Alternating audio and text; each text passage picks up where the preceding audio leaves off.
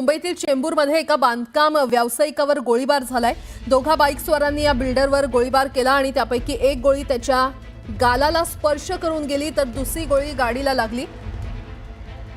सदरुद्दीन खान असं या बांधकाम व्यावसायिकाचं नाव असून त्याला उपचारासाठी रुग्णालयात दाखल करण्यात आलंय। ज्या ठिकाणी गोळीबार झाला ते ठिकाण मुंबईतील अत्यंत गजबजलेलं ठिकाण आहे। त्या ठिकाणी भर रस्त्यावर गोळीबार झाल्यानं एकच खळबळ माजली आहे। पोलिसांकडून गोळीबार करणाऱ्या आरोपींचा सध्या शोध घेतला जातो।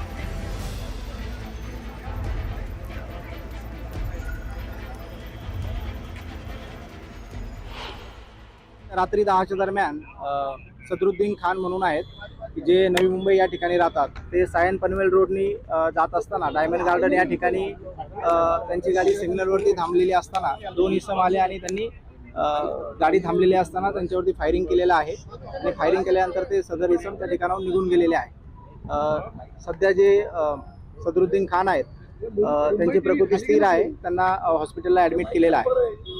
आम्ही या अनुषंगानं आता एकूण 5 तपास पथकं तयार करण्यात आलेली आहे। या अनुषंगानं गुन्हा दाखल करण्याचं काम चालू आहे आणि आम्ही आरोपीचा शोध घेत आहोत।